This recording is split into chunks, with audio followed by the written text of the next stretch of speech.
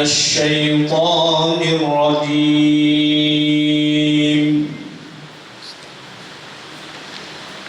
بسم الله الرحمن الرحيم.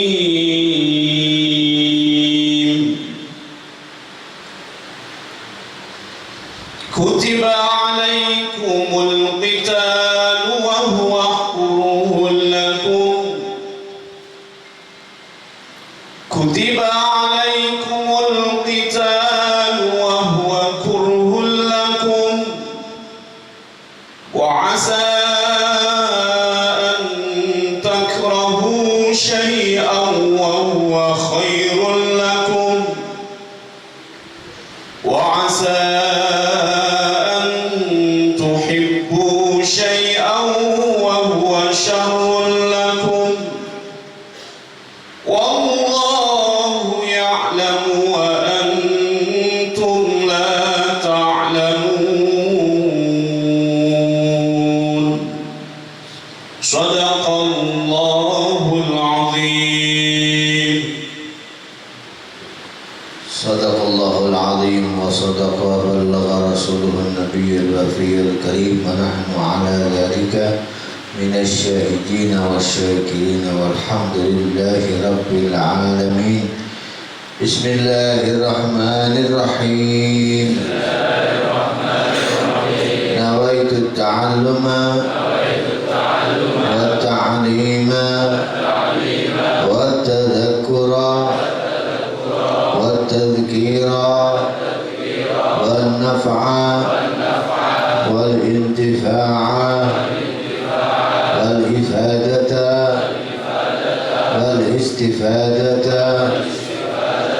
والحث على التمسك بكتاب الله وسنة رسوله صلى الله عليه وسلم والدعاء على الهدى والدلالة إلى الخير ابتغاء وجه الله ومرضاته وقربه وثوابه. بسم الله الرحمن الرحيم. الحمد لله رب العالمين. وإنما يسرناه بلسانك لتبشر به المتقين وتنذر به قوما لدا. اللهم صل وسلم وبارك على سيدنا ونبينا مولانا محمد وعلى آله وصحبه. أما بعد سبحانك لا علم لنا إلا ما علمتنا إنك أنت العليم الحكيم. قال الله تعالى في محكم تنزيله وهو أصدق القائلين كتب عليكم القتال وهو كره لكم. Kutiba furida wis den fardhaken wis den wajibaken alaikum ing atase sira kabeh apa al-qitalu perang lil kuffari maring pira-pira wong kafir. Wa huwa halil tawi qital iku kurhun makruhun barang kang den sengiti lakum maring sira kabeh topaan ing dalem watek. Apa kurhun lima syaqqatihi krana berarti krana masyaqqai kita wa asalan pasti an apa antakrahu yento sengit sapa sira kabeh syai'an ing suwiji-wiji wa huwa halil tawi syai' iku khairun luwih bagus lakum maring sira kabeh wa asalan pasti asal iki pokoke nek dawuhe Allah mesti maknane wajibatun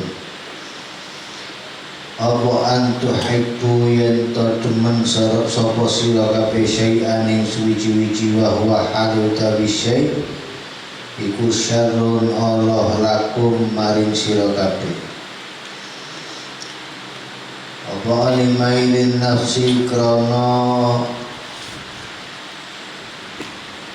condongi nafsu ila syahwati maring pira-pira kesenengan al-mujibati kang ngajibaken apa syahwat lihalakiha maring rusake nafas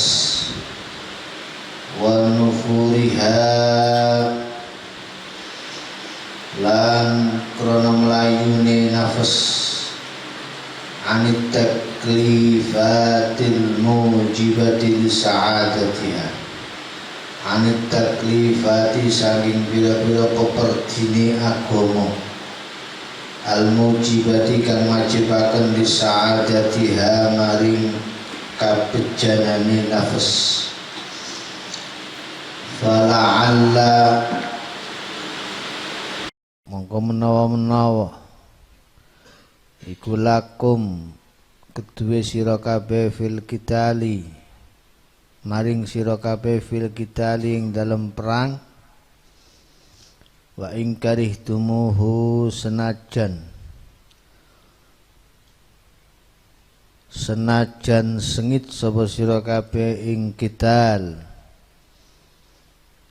apa khairan kebagusan li anna krana stuhune fihi ku tetep ing dalem qital imadzafra ana kalane apa menang wal ghanimata lan merkoleh rampasan perang awis syahadata utawa mati syahid wal ajra lan merkoleh ganjaran wa fi tarkihi lan iku tetep ing dalem tinggal qital wa in ahbabtumuhu senajan demen sapa sira kabeh hu ing tarkal qital apa syarron kaulan li anna fihi krana iku tetep ing dalem tarkil qital az-zullah apa az-zullah ina wal faqra lan kefakiran kemelaratan wa hirmanal ajri lan kalingan ganjaran wallahu ya'lamu wallahu tabi Allah iku ya'lamu zat kang ngawruhi ma ing barang huwa kang utawi ma iku khairun iku khairun luwih bagus lakum maring sira kabeh wa antum hal utawi sira kabeh iku la ta'lamuna ora ngawruhi zalika ing mengkono-mengkono ma huwa khairul lakum fabadiru mongko agi-agi sapa sira kabeh ila ma maring barang maring perkara ya'murukum kang perintah sapa Allah ing sira kabeh bihi kelawan ma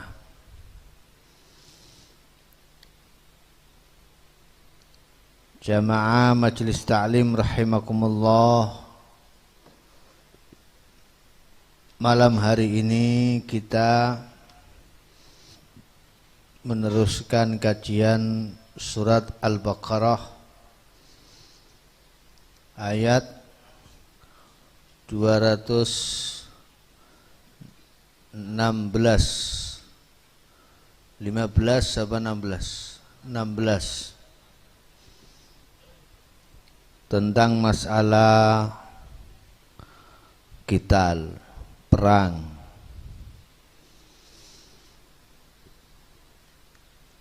Jadi garis besarnya makna dari ayat yang kita baca tadi, Allah menyatakan bahwa telah diwajibkan atas kalian perang terhadap orang-orang kafir.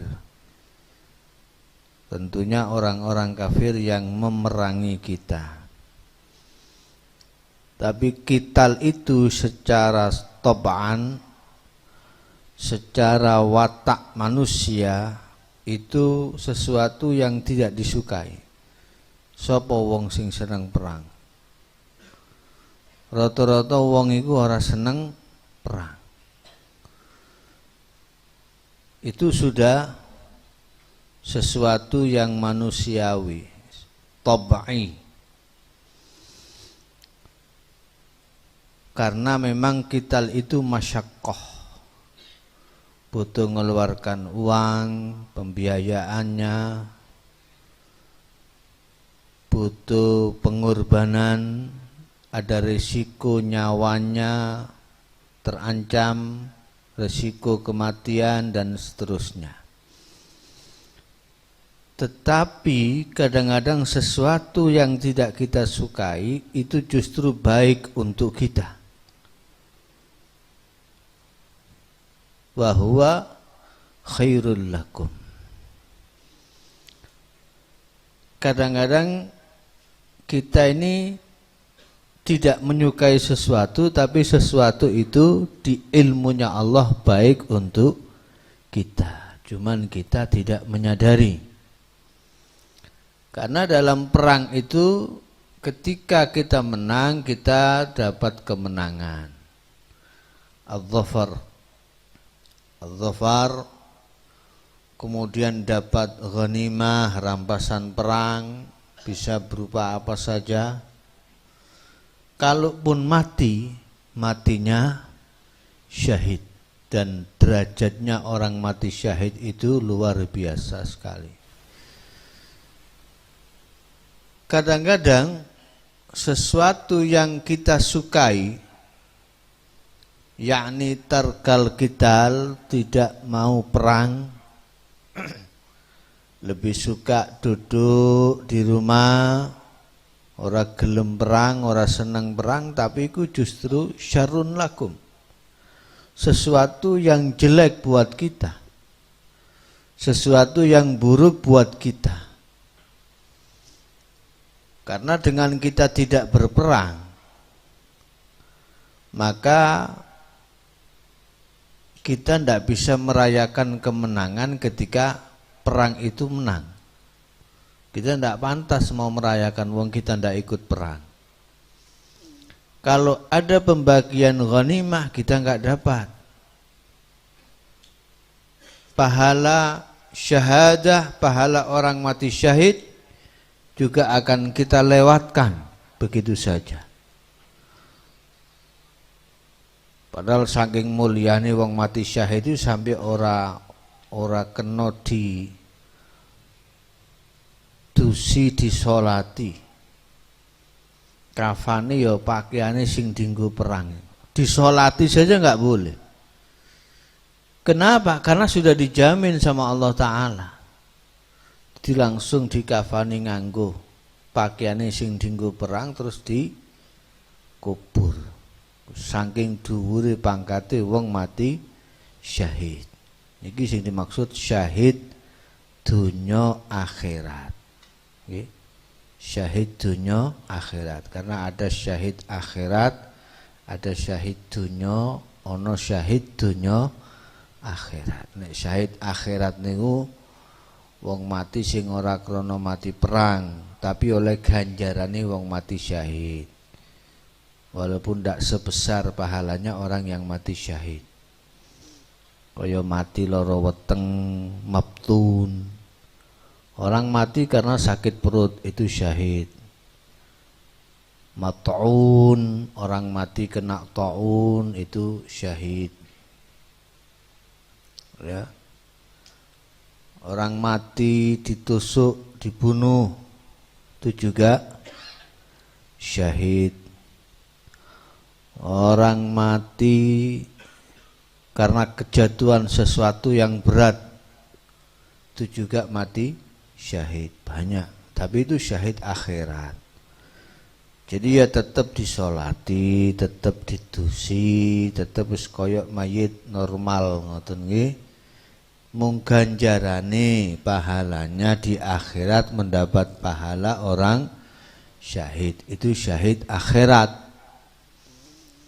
Kalau syahid dunia, orang yang ikut perang tapi ternyata niatnya bukan li'a'la'i kalimatillah. Ada tujuan-tujuan lain selain Allah, tidak ikhlas perangnya, tidak murni karena Allah Ta'ala. Maka yang semacam itu dia diperlakukan seperti jenazahnya seperti orang mati syahid dalam peperangan, tapi di akhirat secara zahir dia tidak mendapat kemuliaan orang yang mati syahid. Itu syahid dunia. Jadi begini, untuk mempelajari ini kita harus tahu dulu, perang ini kalau kita melihat sejarah bahwa tidak akan terjadi peperangan kalau tidak ada penyebab. Selama kerasulan Nabi Muhammad SAW, beliau perang puluhan kali itu pasti karena ada sebab.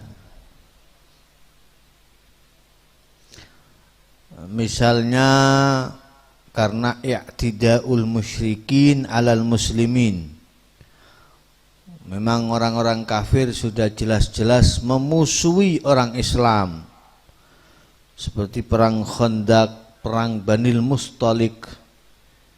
Itu karena memang betul-betul orang Islam dimusuhi betul, diganggu oleh orang-orang kafir. Atau perjanjian antara umat Islam dan orang kafir dikhianati. Naqdhil uhud itu salah satu penyebab perang.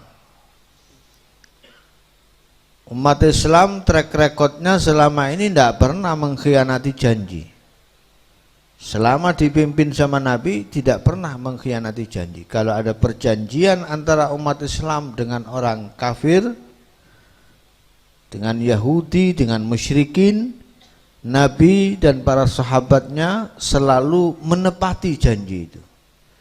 Janji damai ya damai, janji gencatan senjata ya gencatan senjata. Tapi mereka yang seringkali mengingkari janji itu, perjanjian itu diingkari sehingga terjadi perang. Seperti perang Badar yang kubro, itu karena naqdil uhud. Jadi perlu difahami, kalau orang-orang bodoh itu mereka bilang seakan-akan Islam ini datang dengan pedang. Islam itu datang menjajah, agama yang menjajah. Itu salah besar. Itu sebuah kebodohan yang besar. Nabi itu diutus rahmatan lil alamin. Jelas dalam agama tidak ada paksaan. Ayatnya kita sering baca, la ikraha fiddin. Tidak boleh kita memaksa orang masuk ke dalam agama kita. Tapi ya ini ngono, ayat ini ada terusannya. Qad tabayyana rusydu minal ghayy. Jadi ojo mandek ning la ikraha fiddin. Kalau mau memahami, memang tidak ada paksaan. Kenapa tidak ada paksaan? Kenapa kita tidak boleh maksa orang lain untuk masuk Islam? Apa kok ora oleh maksa wong kafir mlebu Islam? Ya karena qad tabayyana rusydu minal ghayy, yang jelas sudah ya sudah jelas, yang benar sudah jelas, yang salah juga sudah jelas. Islamnya kan sudah jelas kebenarannya, kebatilan kekufuran juga sudah Jelas, makanya tidak perlu maksa. Faham nggih? Selama ini kan ya kita cuma berhenti di la ikraha fiddin, la ikraha fiddin. Ya memang la ikraha fiddin karena qad tabayyana ar-rusydu minal ghayy. Yang benar sudah jelas, yang salah sudah jelas, yang batil sudah jelas. Jadi tidak perlu lagi ada pemaksaan. Tinggal orang silahkan mau memilih mana, memilih ar-rusyd atau memilih al-ghayy. Bahkan Nabi SAW dalam dakwah itu pun diwanti-wanti sama Allah Ta'ala, walau kunta faddan ghalidhal qalbi lam faddu min haulik. Muhammad, nek umpamane awakmu kasar dalam berdakwah, maka pasti mereka akan lari dari sekitarmu. Tapi nyatanya mereka banyak yang tertarik dengan Nabi. Dalam waktu yang singkat, berapa banyak orang-orang yang tidak hanya Islam tapi sekaligus loyal, bahkan memberikan nyawanya untuk membackup perjuangan Nabi Shallallahu Alaihi Wasallam. Karena akhlaknya Nabi, karena Nabi mereka cintai, karena lemah lembutnya, karena rahmatnya yang lil alamin. Jadi di mana menjajahnya itu di mana? Jadi kalau ada orang datang mengatakan Islam itu datang dengan pedang, saya kepingin minta bukti yang mana? Islam datang itu dengan damai, bil adl, la bis saif. Islam datang itu dengan keadilan. Sampai Allah Ta'ala dawuh kepada Kanjeng Nabi dan umat Islam, wala ta'tadu innallaha la yuhibbul mu'tadin. Dilarang untuk melewati batas, karena Allah Ta'ala tidak suka kepada orang-orang yang melampaui batas dalam kezaliman, dalam kemaksiatan, dalam kemungkaran dan seterusnya. Jadi tidak ada bukti bahwa Islam itu datang dengan menjajah. Bayangkan ketika Nabi SAW datang itu,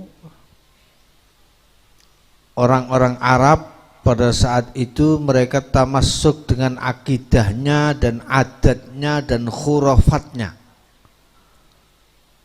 dengan agamane leluhure karo tradisine sing ora bener kabeh, nyembah-nyembah berhala, kemudian bikin-bikin khurafat yang palsu-palsu, yang fiktif-fiktif, yang tidak ada mereka ada-ada.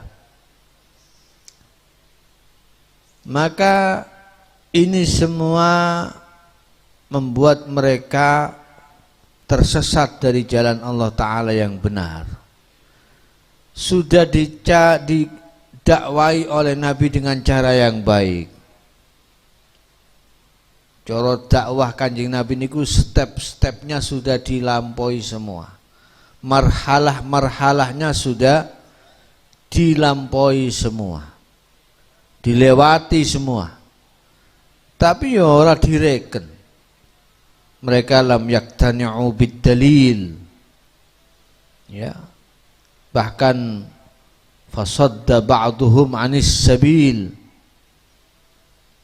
Mereka justru menghalang-halangi orang lain dari jalan yang benar.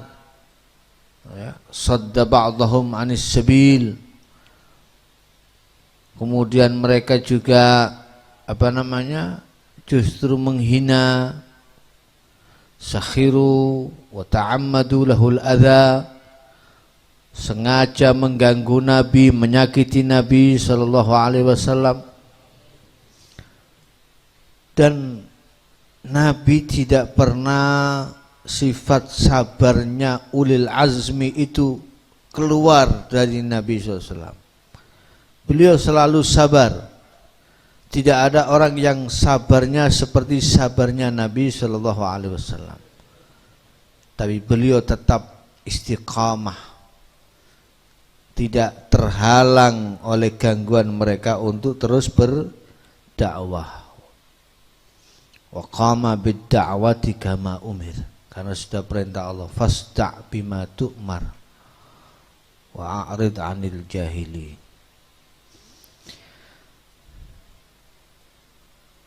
Sifat hilimnya Nabi tidak diragukan. Seandainya gunung yang begitu besar ditaruh di satu takran timbangan, kemudian di takran yang lain diletakkan sifat hilimnya, bijaksananya, kesabarannya Kanjeng Nabi sallallahu alaihi wasallam, maka gunung yang begitu besar akan kalah berat timbangannya, bobotnya dengan kesabarannya, hilimnya Kanjeng Nabi Muhammad sallallahu alaihi wasallam. Nah, tapi sifat hilim, bijaksana, sabar itu kalau kelewat batas akhirnya yu'addu jabanan. Orang kalau terlalu kelewat sabar, sabar sing kelewatan. Sabar, masih diganggu, menang sabar. Akhirnya kebabas sabare. Bojone go melayu wong pancen meneng ae sabar, terentem. Ya, agama diinjak-injak tetap diam. Kanjeng Nabi dihina tetap menang. Alasannya sabar, kita ini harus rahmatan lil alamin. Iku lecik jenenge. Ya. Orang itu kalau dipancing untuk marah terus tapi tetap tidak mau marah-marah, itu namanya himar. Manistughdiba falam yaghdab fahuwa himar, kata Imam Syafi'i. Himar itu keledai. Apa basa Jawane keledai? Ya khimar. Tahu khimar? Itu binatang paling bodoh, suaranya paling ndak enak. Sekali nyuara ndak enak. Inna angkarul aswati la sautul hamir. Itu orang bodoh itu. Sabar tuh. Sabar tuh ada tempatnya. Marah ya ada tempatnya. Marah kalau kelewat batas itu namanya ngawur. Ndak waktunya marah kok marah, itu ya namanya ngawur. Jadi ya semua itu ada tempatnya, ditempatkan pada tempatnya yang benar. Ya. Kalau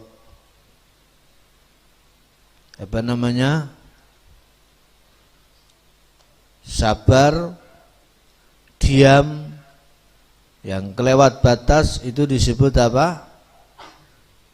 Jubnun. Ya, jubnun itu lecek nek bahasa Jawa nih, nek bahasa Indonesianya apa? Penakut, ya, penakut. Lah kalau terlalu berani ngawur, ndak terukur beraninya, itu namanya tadahwur. Tadahwur itu ya ngawur. Ngawur. Jadi ya semuanya harus terukur. Nah, makanya Allah Ta'ala kemudian apa? Menyatakan kepada Kanjeng Nabi SAW, faman ya'tada 'alaikum fa'tadu 'alaihi bimithli ma'tada 'alaikum.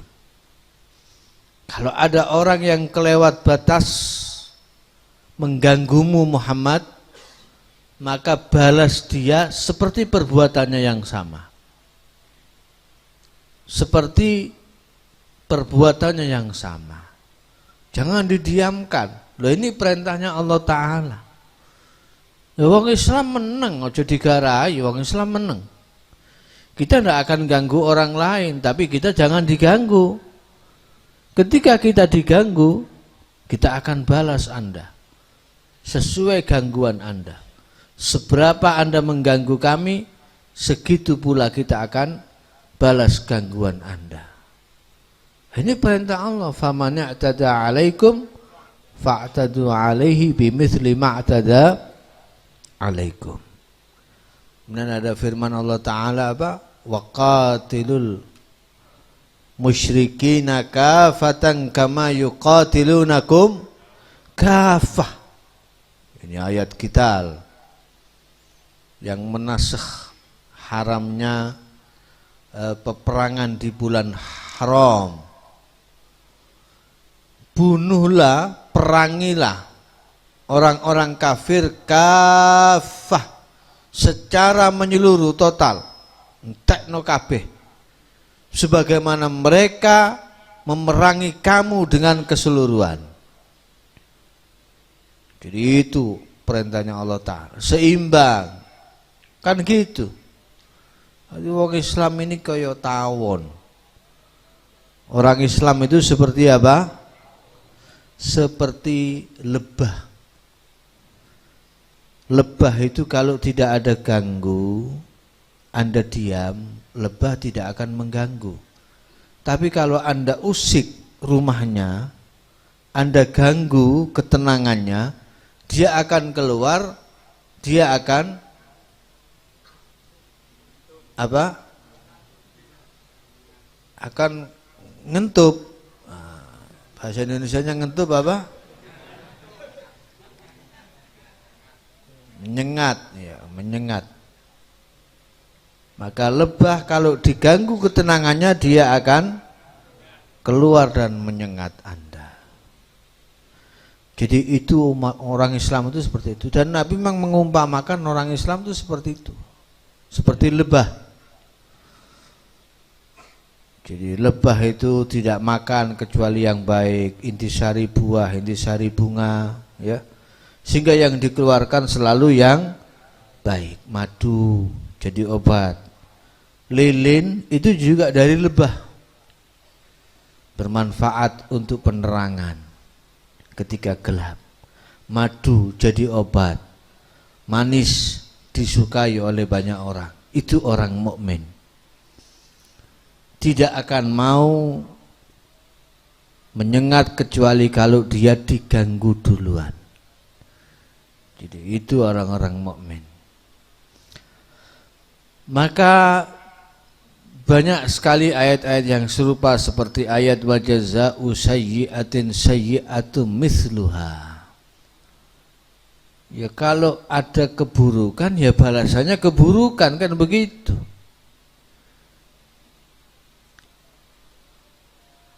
Jadi supaya adil, jangan sampai timpang. Diganggu ya harus terima risiko dong kalau kita marah. Wa jazaa'u sayyi'atin sayyi'atun mithluha. Kalau Anda baik, orang lain baik, kita akan lebih baik. Orang lain hormat, kita akan lebih hormat. Kita akan lebih ramah. Tapi kalau orang lain berani mengganggu kita, kehormatan kita, agama kita, syariat kita, maka harus siap-siap menerima balasannya. Sebagaimana orang lain juga begitu. Itu sudah konsepnya hidup. Isiku rumusi wong urip wa jazaa'u sayyi'atin sayyi'atu mithluha. Maka perlu diketahui berdasarkan ayat-ayat tersebut di atas, ya, maka jihad perang ini tidak akan pernah berhenti atau habis sampai hari kiamat. Al-jihadu madhin ila yaumil qiyamah. Ini hadis muhkam, la yakbalun naskha wala taghyira wat ta'wil wat tafsir. Karena ini ada di usul fikih. Ini sudah maklum di usul fikih ini kata-kata ini. Jihad itu, walaupun kata-katanya jihad ya, jihad itu berarti luas maknanya, tidak harus perang. Tapi sebenarnya yang dimaksud di sini perang. Al jihadu madin ila yaumil qiyamah. Ya bisa jihad dengan ilmu, jihad dengan harta, jihad dengan apa saja. Itu tidak bisa berhenti sampai pada hari kiamat. Nah, kemudian hukumnya jihad yang bermakna perang itu fardu. Apakah fardu ain atau fardu kifayah? Di sini ada khilaf. Pertama dari ayat yang kita baca tadi itu, surat Al-Baqarah ayat 216. Kutiba alaikumul qitalu wa huwa kurhul lakum wa asa an takrahu syai'an wa huwa khairul lakum wa asa an tuhibbu syai'an wa huwa syarrul lakum. Dan berdasarkan hadis yang tadi saya baca, al jihadu madin ila yaumil qiyamah, dan ada hadis lagi sabdanya Nabi sallallahu alaihi wasallam, la shadaqata wala jihada fabima tadkhulul jannah.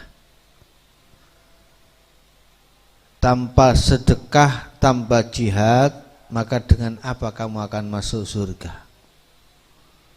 Mau pakai modal apa masuk surga? Jadi sedekah dan jihad ini salah satu hadis Nabi sallallahu alaihi wasallam. Maka dalam tafsir Imam Al-Qurtubi sangkut pautnya dengan ayat ini, kutiba tadi kan jelas bimakna furidha. Ya, kutiba bimakna furidha, wajib. Kutibal qatlu wal qitalu alaina wa 'alal ghaniyati khairudz dzuyuli. Maka pertama ini ayat menjelaskan bahwa salah satu ujian orang-orang yang beriman dan wuslahnya mereka kepada surga ilal jannah itu melalui jihad atau qital. Yang dimaksud qital di sini adalah qitalul a'da'i minal kuffar, memerangi orang-orang kafir, musuh-musuh kita. Sebelumnya ketika Nabi di Mekah tidak pernah diizini oleh Allah Ta'ala untuk berperang. Jadi lam yu'zan lin Nabi sallallahu alaihi wasallam fil qital muddata iqamatihi bi Makkah. Karena waktu itu belum tersusun dengan rapi kekuatan. Pengikutnya belum mencukupi betul-betul, maka strategi itu harus diatur. Di sini pentingnya strategi. Nah, setelah beliau hijrah sudah tersusun dengan rapi, ya, agenda piagam Madinah itu sudah dijalankan, termasuk mulai membangun masjid. Agenda piagam Madinah itu ada 3. Yang pertama dilakukan Nabi adalah pembangunan masjid. Yang kedua ikha, mempersaudarakan antara orang-orang Ansor dan Muhajirin. Yang ketiga adalah baru membangun pemerintahan. Ya, membangun pemerintahan. Baru kemudian summa udzina lahu fi qitalil musyrikina,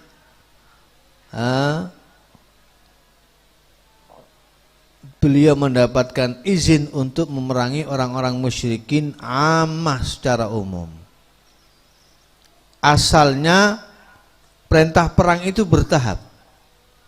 Diizini perang dulu pertama ketika diganggu. Ya. Tidak digarai tok oleh perang. Udzina lilladzina yuqatiluna bi annahum zulimu. Ini di surat Al-Hajj ayat 39. Kemudian baru diizinkan perang secara umum. Tadi itu waqatilul musyrikina kafatan kama yuqatilunakum kafah. Nah, ulama ada ikhtilaf tentang murad dari ayat ini. Ada qil pendapat mengatakan bahwa ini khusus kepada ashabun Nabi sallallahu alaihi wasallam, para sahabatnya Nabi. Maka perang bersama Nabi. Berarti yang bisa perang sama Nabi itu kan sahabat. Karena sahabat yang bersama Nabi. Fakanal qitalu ma'an Nabi sallallahu alaihi wasallam fardhu ainin lahum. Hukumnya fardhu ain kalau perang sama Nabi. Fardhu ain berarti podo koyo salat. Ya, itu fardhu ain. Wajibnya wajib ain.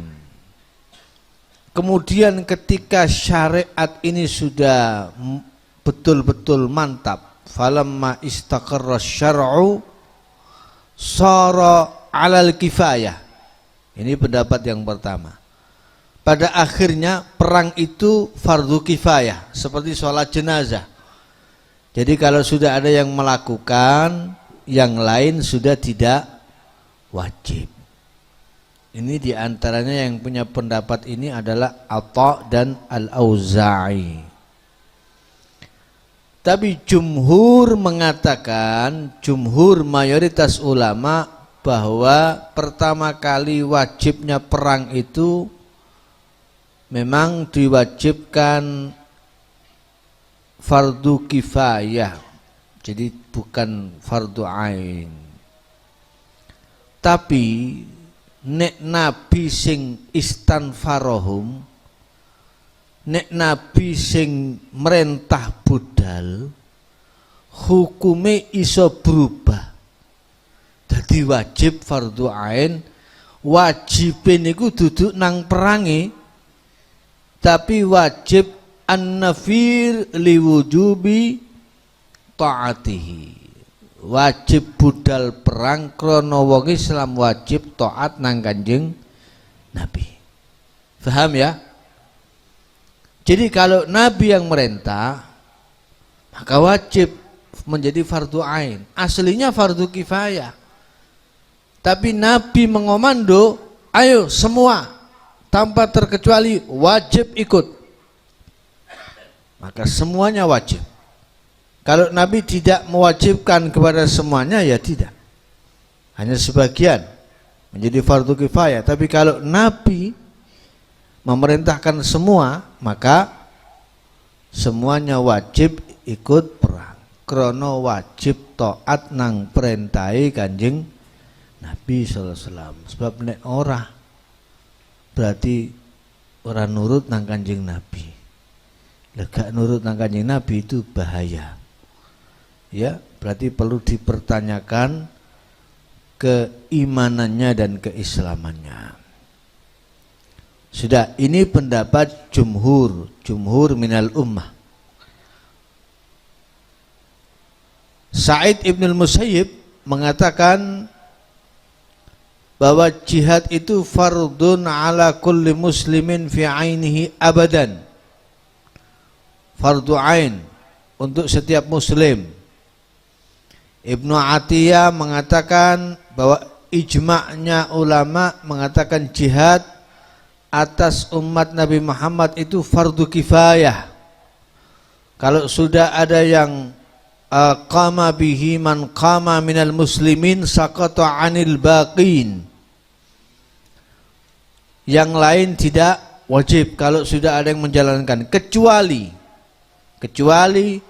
illa an yanzilal aduwu bisahatil Islam fahuwa hina idzin fardhu ain. Nah, ini yang nanti diterangkan di surat Baroah, surat Taubah. Kecuali kalau musuh itu sudah datang ke wilayahnya umat Islam, maka ya kita wajib angkat pedang menghadapi, tidak boleh lari dari musuh, menjadi wajib itu perang. Nah, kira-kira bayangan panjenengan, Pak, syariat perang itu apakah berarti Islam itu tidak rahmatan lil alamin? Syariat perang itu, sekarang saya kasih gambaran. Kalau umpama tidak ada syariat perang, umpamanya tidak ada syariat perang, tidak ada syariat perang, tidak ada kewajiban perang, musuh datang, kemudian umat Islam diserang, habis, mati, entek wong Islam. Kira-kira itu rahmatan lil alamin apa enggak? Padahal hifdzun nafsi, menjaga nyawa supaya tetap hidup, itu bagian dari usulnya Islam, bagian dari ajaran Islam. Nah, kalau kemudian ada syariat perang, ini loh Pak, rahasianya rahmatnya syariat perang. Ketika terjadi peperangan, yang mati bisa dihitung. Coba dulu waktu perang-perang Nabi perang melawan orang kafir, kan yang mati bisa dihitung. Mungkin 100, mungkin 200, mungkin 150, mungkin cuma 10 orang, mungkin cuma 30 orang. Yang lain terselamatkan. Lah kalau tidak ada syariat perang, diserang karo musuh kongon menengai gak oleh bales, ya entek Pak wong Islam, habis dibunuh semua umat Islam. Lah makanya mikir tuh yang cerdas, ya, dibutuhkan kecerdasan berpikir supaya tidak salah dalam memahami syariat Islam, termasuk syariat qital, syariat perang. Itu rahmatnya di situ.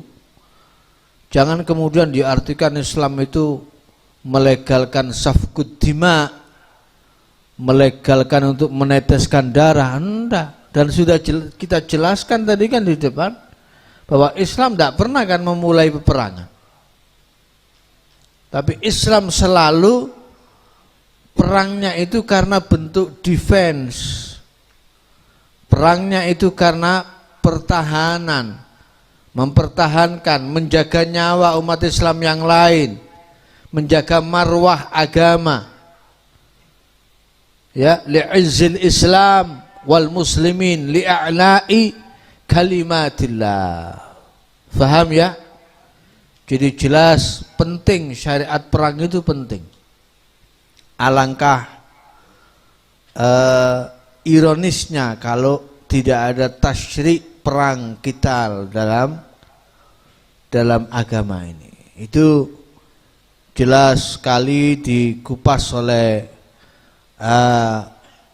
Syekh Ali Ahmad Al-Jurjawi dalam kitabnya Hikmatut Tasyri' wa Falsafatuh. Ada itu hikmahnya. Setiap syariat itu semua ada hikmahnya. Kenapa diwajibkan ini, hikmahnya apa, falsafahnya apa, semua ada penjelasannya di situ. Jadi ini sementara sudah Isya ya. Jadi insya Allah penjelasannya kita lanjutkan di pertemuan malam Ahad yang berikutnya.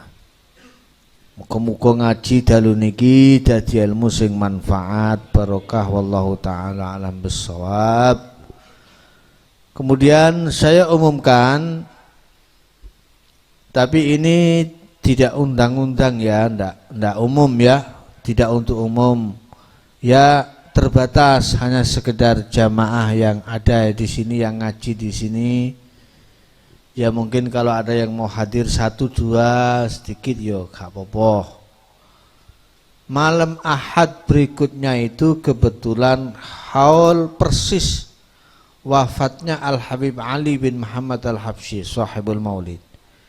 Beliau itu kan wafat tanggal 20 Rabiul Tsani tahun 1330 Hijriah. Jadi pas malam Ahad besok ini persis 20 Rabiul Tsani 20 ba'da Maulud. Jadi malam Ahad berikutnya kita akan masih tinggal insya Allah 2 kali pertemuan kajian maulid ya, maknani maulid. Jadi besok kita maknai maulid hari Ahad besok ya. Hari Ahad besok kita maknai maulid. Meneruskan wahaitsu tasyarrafatil asma sampai insyaallah walaqad tasofa. Untuk doa ya, untuk doa walamma nadhamal fikru kita maknai pada sore hari Sabtu berikutnya. Jadi sore kan biasanya maulid, kalau Sabtu khusus Sabtu depan sore kita buat mengkhatamkan maulid Simtud Durar, kita maknai doanya. Nanti setelah itu tabarukan, kalau memang ada waktu ya kita baca maulid sekedarnya sambil menunggu maghrib ya. Kemudian ba'da sholatul maghrib kita tidak isi dengan pengajian, tapi kita isi dengan pembacaan Yasin, tahlil, bariku mangan-mangan, wis ngono tok acarae ya. Khataman ya, khataman. Saya minta Ustadz Jaza dibaca khatamannya di rumahnya masing-masing ya. Silakan dibagi timnya sendiri, dipilih siapa-siapa yang mau baca khatmul Quran. Nah, nanti khatamannya dibaca di sini, wadduhanya dibaca di sini. Selesai khataman ya baca Yasin, tahlil, doa, pahalanya kita hadiahkan kepada Al-Habib Ali bin Muhammad bin Husain Al-Habsyi. Masya Allah, pas khatam maulid Simtud Durar persis bersamaan dengan haulnya Al-Habib Ali bin Muhammad Al-Habsyi. Mudah-mudahan kita dapat berkahnya. Walaupun tidak bisa ke Solo tahun ini, tapi insya Allah ruhaniyah kita masih tersambung dengan beliau ya. Barakatil maulid Simtud Durar. Mudah-mudahan insya Allah anak cucu kita, keluarga kita semua dapat berkahnya. Amin Allahumma amin. Jadi itu ya. Untuk yang besok tetap seperti biasa jam 3:30 atau jam 4 kurang kita teruskan kajian maulid Simtud Durar. Dan Fatihah untuk yang sakit Syu'abah binti Muhammad Taif, Abdul Mu'in bin Sukita, Haji Nur Hidayat, Bapak Saiful Askam, Hajja Sumiati, Pipit Saleh Aminah, Selamat Ibu Suadah, Alwi Syamsul Munir, Ahmad Rifai, Husnul Baraka, Muhammad Ilham, Haji Muhammad Yusuf, Bapak Nur Halim, Bapak Sudar Majid, Ibu Hamidah. Mudah-mudahan diberikan syifa wa afiyah. Yang wafat ini cucunya Habib Saleh ya, Al-Habib Tahir bin Muhammad bin Saleh Al-Hamid. Watu Putih ya, cucu dari Habib Saleh Tanggul. Kemudian Al-Habib Abdurrahman bin Muhammad bin Husain Ba'abud. Kemudian Sayyid Abdullah bin Idrus bin Smith, Hubaba Alwiya binti Abdullah As-Segaf, Husnul Khatimah, Bapak Abdullah, Bapak Kusman, Ibu Sihana, Ibu Wiwi Rusmiati, Muhammad Zaim Zaini, Abdullah bin Ishaq Abdullah, Bapak Silikin, Bapak Khairul Anam. Yang hamil Lailatul Karimah ani mutaakhirah aulatun nahdiyatut tiniyah Nurul Inayah ba'da maulidiyah, yang punya hajat Farida Al-Jufri Maghfirullah Zamrani, Ahmad Syamsuddin, Muhammad Siddiq Anugrah Raga Adiguna, yang ujian Salahuddin Wahid, Ahmad Siti Zakia, Izzah Billah Nahdiyah Al-Fariski. Lahumul Fatihah.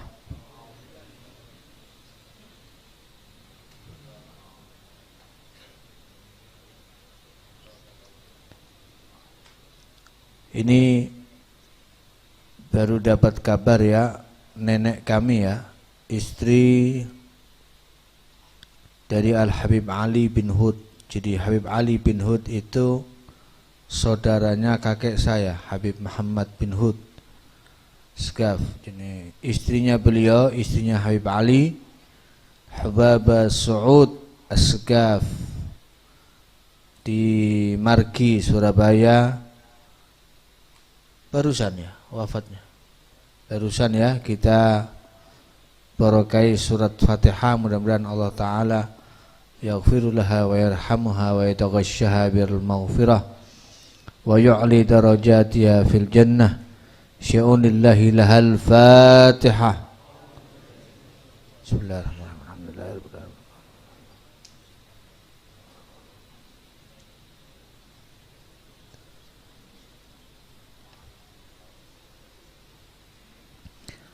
لا إله إلا الله الموجود في كل زمان. لا إله إلا الله الموجود في كل زمان. لا إله إلا الله المعبود في كل مكان. لا إله إلا الله المعبود في كل مكان. لا إله إلا الله المذكور بكل لسان. لا إله إلا الله المذكور بكل لسان. لا إله إلا الله المعروف بالإحسان. لا إله إلا الله